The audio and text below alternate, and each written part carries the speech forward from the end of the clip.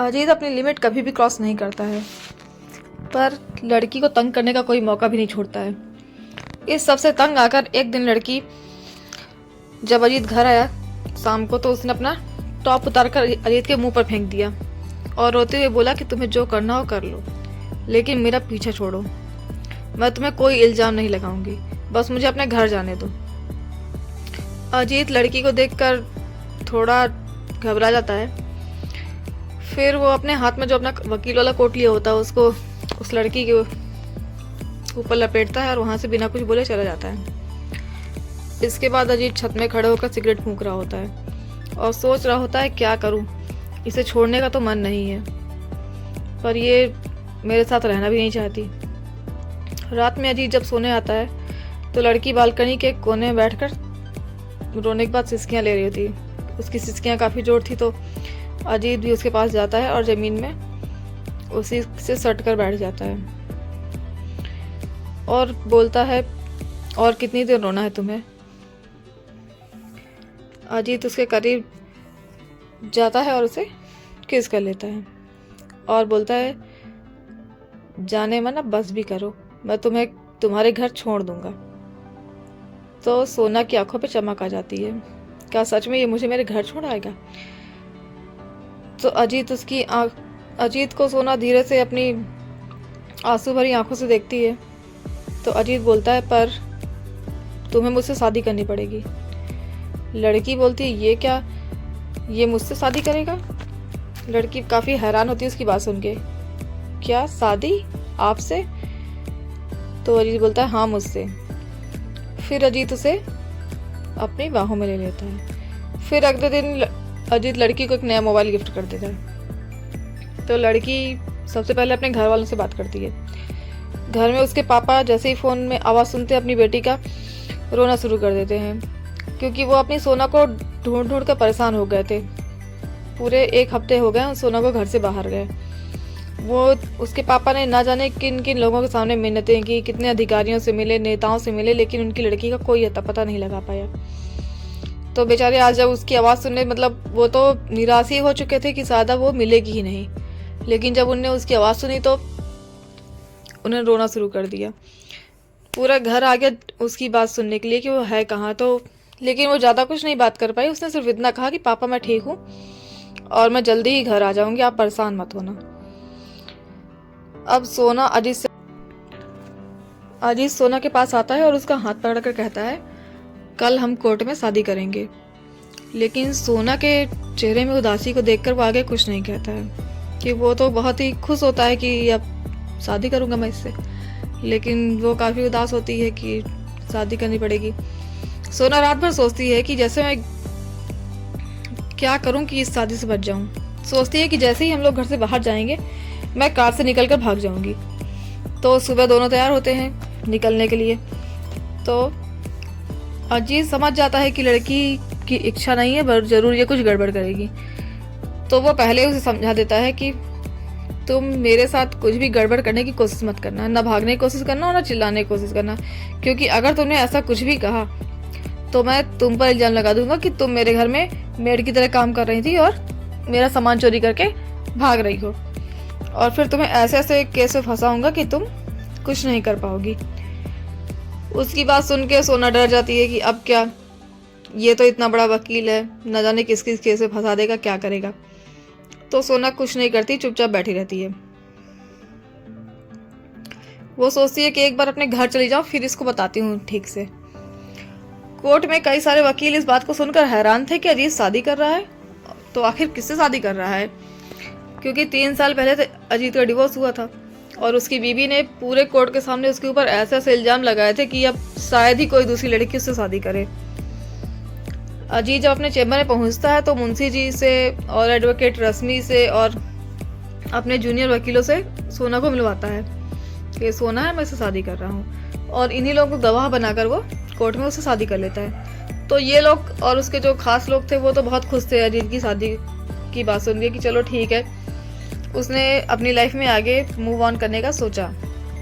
लेकिन जो उसके विरोधी थे वो सोचते थे कि आखिर ये हुआ कैसे, ये लड़की कौन है जो इससे शादी करने को तैयार है, क्योंकि अजीत की शादी 4 साल पहले हुई थी उसने शादी की थी अपनी गर्लफ्रेंड से, जो उसके कॉलेज टाइम की गर्लफ्रेंड जया थी, उसी से शादी की थी। और जया भी एक वकील थी। जया, कुशल, अजीत तीनों एक साथ लॉ कर रहे थे और तीनों बहुत अच्छे दोस्त थे। अजीत ने एक दिन जया को शादी के लिए प्रपोज कर दिया तो जया ने हाँ कर दी। तो फिर दोनों ने अपने घर वालों से कहा कि शादी कर, मतलब हमें एक दूसरे से शादी करनी। तो घर वालों ने कहा कि पहले अपनी प्रैक्टिस सेट करो तभी शादी करना। तो दोनों का 5 साल तक अफेयर चलता रहा। उसके बाद उन दोनों ने घर वालों की मर्जी से शादी कर ली। पर शादी 1 साल ही टिक पाई, क्योंकि एक दिन अचानक जया ने अजीत को डिवोर्स पेपर देते हुए कहा कि अब हम साथ नहीं रह सकते। और अजीत हैरान था कि आखिर हुआ क्या, हमारे बीच तो सब कुछ नॉर्मल चल रहा है। इसके बाद अजीत को पता चलता है कि जया और कुशल दोनों का अफेयर बहुत टाइम पहले से चल रहा है। और जया उसे बताती है कि अब मैं कुशल के साथ रहूंगी और हम कोर्ट में शादी कर रहे हैं। अजीत को यह समझने में देर नहीं लगी कि यह शादी सिर्फ उसकी प्रॉपर्टी हड़पने के लिए की गई थी। मतलब जो जया है उसने अजीत से शादी सिर्फ उसकी प्रॉपर्टी हड़पने के लिए की थी। अजीत खुद को इतना बड़ा बेवकूफ़ बनते हुए देखता रहा और कुछ नहीं कर पाया। और फिर दोनों का डिवोर्स हुआ तो वो बेचारा अपना दिल भी हारा, केस भी हारा और ज़िंदगी में सब कुछ उस बेचारे को खोया खोया से लगने लगा। मतलब उसकी पीठ पीछे इतना कुछ होता रहा और उसे एक शक तक नहीं हुआ। कितनी चालाकी से सारा प्लान बनाया गया, इसके बाद उसे अंजाम दिया गया। अजीत काफ़ी दिनों तक डिप्रेशन में भी रहा। कई दिनों तक तो उसको मतलब समझ नहीं आया था कि उसके साथ हो क्या गया। वो रोज़ अपनी गर्लफ्रेंड जया को गुलाब का फूल देता था, शादी के बाद भी रोज़ सुबह उसे गुलाब का फूल देता था, शाम को उसकी पसंद की कोई चीज़ लेकर आता था। मतलब उसे बहुत प्यार करता था। दिन में कई बार उसे फ़ोन करता था, प्यारी प्यारी बातें करता था उसको और कहता था कि ये मत सोचना कि शादी हो गई है तो हमारा प्यार कम हो जाएगा। उसके बावजूद भी अचानक जया ने उसके पीठ में छुरा घोंपा, इतना बड़ा धोखा दिया। जया ने कोर्ट में इसके बाद इतने घटिया इल्ज़ाम लगाए उसके ऊपर, जैसे कि उसने कहा कि अजीत ने मुझ पर तेजाब डालकर मुझे मारने की कोशिश की है, मुझे पुलिस प्रोटेक्शन चाहिए। अजीत मेरे साथ बेड में बहुत बुरा बर्ताव करता है। वो अजीत के अंदर एक रात को हैवान जाग जाता है और वो मुझे बहुत परेशान करता है। उसका कहना था कि अजीत मेरा रेप करता है, जबकि ऐसा कुछ भी नहीं था। अजीत हर समय शक पे जीता है। वो मेरा जीना मुश्किल किए, मेरे ऊपर शक करता है, जबकि अजीत जानता था और उसके करीबी जानते थे कि ये सब झूठ बोल रही है, उसे फंसा रही है बहुत बुरी तरह से। पर अजीत आखिर करता भी क्या। पूरे कोर्ट के सामने उसकी इतनी बेइज्जती हो चुकी थी। उसे इन्हीं वकीलों के साथ केस लड़ना है, इन्हीं जज के सामने केस लड़ना है, उनके सामने उसकी इतनी बुरी बेइज्जती हुई, इसके चरित्र पर इतने कीचड़ उठा ले गए कि वो फिर उसके बाद उसने कुछ नहीं बोला। उसने सोचा कि अब अपने बचाव में क्या कहूँ, इसे तो जाना ही है और जाने वाले को कोई रोक नहीं सकता। तो अजीत का तुरंत ही डिवोर्स हो जाता है। इसके बाद अजीत कई महीनों तक लोगों को दिखाई नहीं देता कि कहाँ चला गया है। 1.5-2 महीने अजीत का आता पता नहीं रहता। वो इतना डिप्रेशन में चला जाता है कि किसी से बात नहीं करता, खाना पीना सब शराब के नशे में डूबा रहता है। फिर धीरे धीरे उसको अपनी लाइफ नॉर्मल आती है कि चलो ठीक है, कोई बात नहीं। वो सोचता है कि कुशल में ऐसा क्या है जो मेरे पास नहीं है। मैंने उस जया को इतना चाहा, सब कुछ ठीक था, फिर कुशल में ऐसी क्या बात थी जो जया मुझे उसके लिए छोड़ के चली गई। उसके लिए उसने मुझे इतना बड़ा धोखा दिया। एक बार वो कह देती कि मैं तुमसे प्यार नहीं करती, कुशल से प्यार करती हूँ, तो मैं कोई बात नहीं, कुछ दिनों बाद मैं भूल ही जाता उससे। लेकिन फिर जब 2 महीने बाद अजीत वापस कोर्ट आया तो एक बहुत बड़े अपराधी का केस लड़ने के लिए आया और उसने केस लड़ जीत कर बहुत सारा पैसा कमाया। और 1-2 साल में अजीत ने बहुत अपराधियों के केस लड़े। अब वो अपराधियों के ही केस लड़ता था, बड़े बड़े नेताओं के, मुजरिमों के केस लड़ता था, जिससे उसे बहुत सारा पैसा मिलता था। 3 साल में अजीत इतना अमीर हो गया था कि उसकी गिनती बहुत ही अमीर वकीलों में होने लगी थी। लेकिन इतना सब हासिल करके भी वो हमेशा टेंशन में रहता था कि उसकी बेस्ट फ्रेंड और उसकी गर्लफ्रेंड ने उसको जिस तरह से धोखा दिया था। मतलब वो हमेशा बदले की आग में जीतता रहता था कि मैं क्या करूं कि इससे बदला ले सकूं, इसने मेरे साथ जो हाल किया है।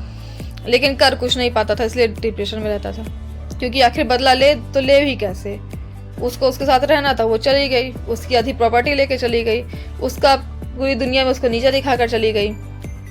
पर करे तो करे भी क्या। जो उसके खास लोग थे उसे सहानुभूति रखते थे और जो उसके विरोधी थे वो उसके मजाक उड़ाने का कोई मौका नहीं छोड़ते थे। तो जो विरोधियों को पता चला कि उसने शादी करने का फैसला लिया है तो सोचते कि मतलब कौन सी लड़की है जो इतना सब सुनने के बाद भी इससे शादी करने को तैयार है। और इस शादी के बाद जब अजीत और सोना घर पहुंचते हैं तो अजीत सोना से कहता है अब तुम मेरी बीवी हो और ये बात भूलना मत, क्योंकि अब तुम्हें मुझसे कोई नहीं दूर कर सकता, तुम भी नहीं। अब ये तुम्हारा घर है, इसे जैसे चाहो वैसे चलाओ, जो चाहो वो करो, पर तुम्हें रहना यहीं पड़ेगा। मैं संडे को तुम्हें तुम्हारे घर ले चलूँगा, तुम जितने दिन चाहो अपने घर में रहकर वापस आ जाना, लेकिन वापस तुम्हें यहीं आना पड़ेगा। अब तुम्हें मेरे साथ ही जीना है। सोना सोचती है ठीक है, एक बार अपने घर तो जाऊँ, फिर इसको बताती हूँ। अजीत सोना को लेकर उसके घर जाता है भोपाल, तो वो अपनी गाड़ी से जाता है। सोना आज बहुत खुश थी, उसकी आंखों में चमक दिख रही थी। अजीत भी समझ रहा था कि इसके घर अपने घर जाने की खुशी उसके चेहरे पे दिखाई दे रही है। तो सोना सोचने लगी कि घर वाले पूछेंगे कि शादी क्यों की, तो क्या जवाब दूंगी। पड़ोसी और रिश्तेदार भी यही सोच रहे होंगे कि शायद इसका पहले से इसके साथ चक्कर चल रहा हो, तभी इसने भागकर शादी कर ली है, और ड्रामा कर रहे हैं कि किडनैप हो गया था। घर पहुंचते ही सोना भागकर अपने पापा से लिपट कर जोर जोर से रोने लगती है। अजीत बेचारा किनारे खड़ा रहता है कि क्या हो।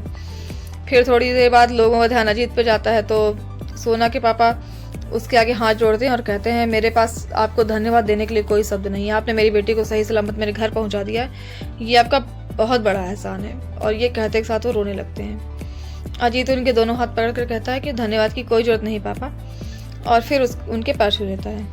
सब लोग घर आकर बैठते हैं तो सब लोग अपनी बेटी को पाकर बहुत खुश होते हैं, भाई बहन सब लोग बहुत खुश होते हैं। खाना पीने के बाद बहुत सारी बातें होती हैं। फिर अजीत जाने लगता है तो सोना ने चिल्लाकर उसको बोला कि अब कभी वापस मत आना, क्योंकि मैं अब तुम्हारे पास नहीं आऊँगी। अजीत समझ गया कि सोना मतलब मेरे साथ नहीं रहना चाहती, वो तो उसको पता ही था। तो अजीत से फिर सोना अपने पापा की ओर देखती है और कहती है कि इस आदमी ने मुझसे जबरदस्ती शादी की है कोर्ट में, और अब हम इसके साथ नहीं रहेंगे। ये सुनकर सब लोग वहाँ हैरान रहते हैं और अजीत की ओर देखते हैं। अजीत बोलता है मैंने तुमसे कहा था ना कि अब तुम्हें मुझसे कोई नहीं दूर कर सकता, तुम जितने दिन चाहो यहाँ रहो और जब मन हो वापस आ जाना, पर अगर तुम वापस नहीं आई तो फिर कोर्ट का नोटिस आएगा, क्योंकि मैं तुम्हें कोर्ट से वापस ले ही आऊँगा। तो काफ़ी दिन हो गए थे अब, तो सोना और सोना के घर वालों ने अजीत के खिलाफ डिवोर्स का केस लगा दिया कोर्ट में। आज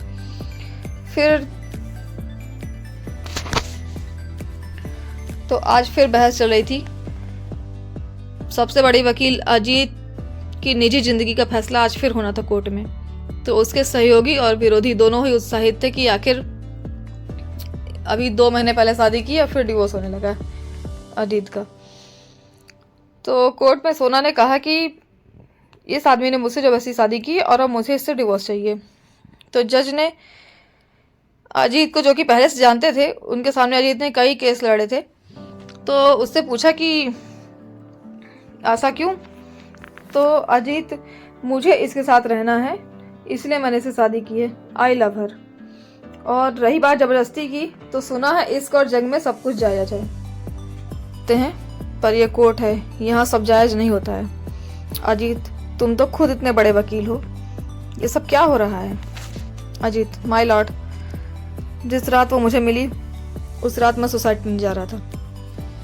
मैं इतनी तेज स्पीड में कार चला रहा था कि मैंने सोचा नहीं था कि ऐसा कुछ मेरे साथ होने वाला है। मैंने अपने घर से डिसाइड करके निकला था कि इतनी तेज गाड़ी चलाऊंगा और पुल से खुद की गाड़ी को नीचे गिरा दूंगा पानी में, जबकि नदी में गिरा दूंगा, और तैरना मुझे आता नहीं है, तो मेरी मौत 100% निश्चित है। फिर मेरे साथ ये हादसा हो जाता है, ये देवी जी मुझसे टकरा जाती हैं और मैं इन्हें लेकर वापस घर आ जाता हूँ। और मुझे उसे देखकर ऐसा लगता है कि भगवान ने उसे मुझे बचाने के लिए ही उसे मेरे पास भेजा है, वरना जिस जगह वो मुझे मिली है उस जगह किसी के मिलने की उम्मीद नहीं थी। इतने सुनसान जंगल में अचानक किसी का मिल जाना हैरानी की बात है। जज, वो सब तो ठीक है, पर जबरदस्ती क्यों की? अगर वो शादी नहीं करना चाहती थी तो ये सब क्यों? Ajit, I am sorry, I want to give second chance to my life. I know I make a big mistake, but I request you to please give me some time to solve this mess. I want to make my house to be home again. Thank you. Ajit की बात सुनकर जस थोड़ी देर चुप रहे, फिर लड़की की ओर देखकर बोलते हैं, मैं आप दोनों को 6 महीने का समय दे रहा हूँ, साथ रहो, एक दूसरे को समझो, फिर भी अगर बात न बने तो वापस आ जाना। कोर्ट आप दोनों के रास्ते अलग कर देगी सोना,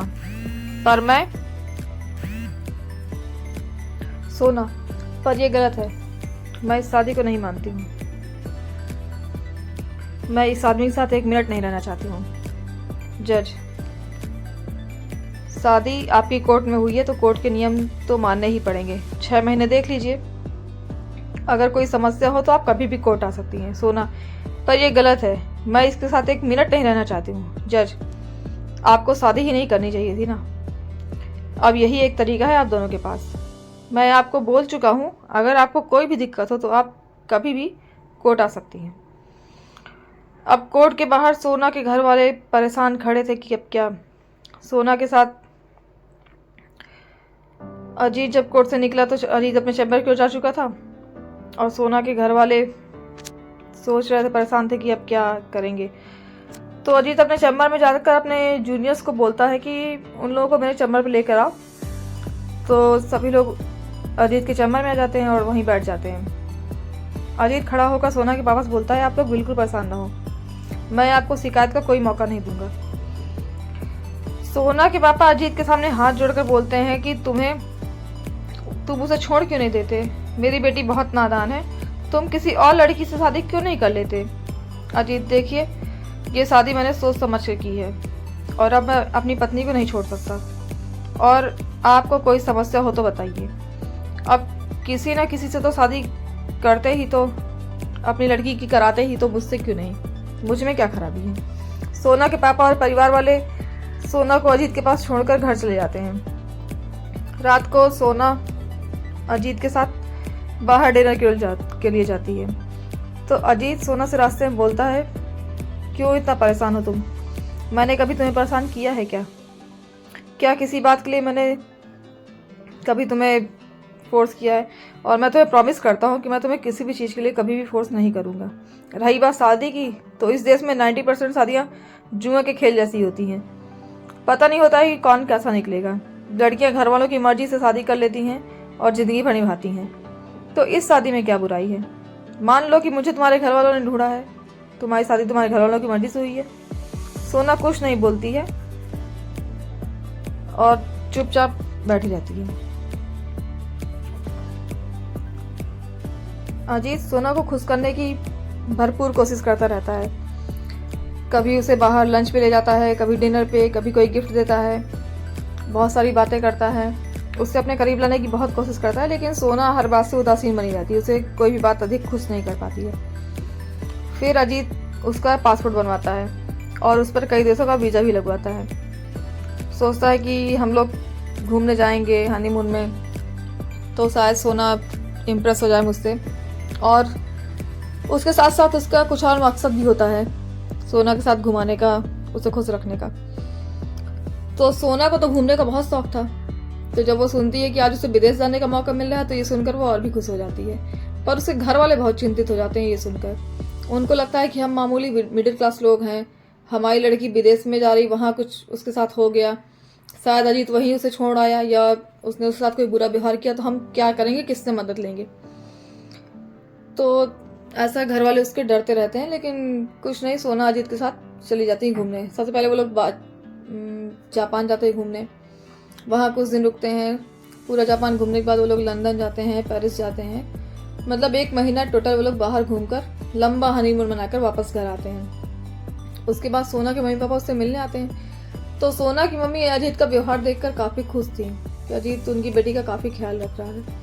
उन्होंने सोना को जाते समय बोला कि तुम इस शादी को आगे लेकर जाओ, इस रिश्ते में तुम्हें अच्छा जीवन साथी मिला है, हो सकता है हम जो लड़का ढूंढते वो शायद इतना अच्छा ना होता। उसके पास पैसा भी है, वो तुम्हारा इतना ख्याल भी रखता है और उसका व्यवहार भी कहीं से भी गलत नहीं है। तो तुम इस शादी को आगे लेकर जाओ। और दूसरी बात यह है कि अगर तुमने 6 महीने बाद ये शादी ख़त्म कर दी तो दूसरी शादी होने में भी बहुत प्रॉब्लम होगी। और जब कोई समस्या नहीं है तुम्हें, मतलब अजीत के व्यवहार में कोई समस्या नहीं है, तो फिर क्यों ना इस शादी को आगे कंटिन्यू करें। सोना सोच में पड़ जाती है कि अभी 2 महीने और बाकी है और आज तक अजीत के व्यवहार में ऐसी कोई बात नहीं मिली जिसे वो कोर्ट में कहकर अजीत के खिलाफ कोई केस बना सके कि मुझे इस बेस पर उससे डिवोर्स लेना है।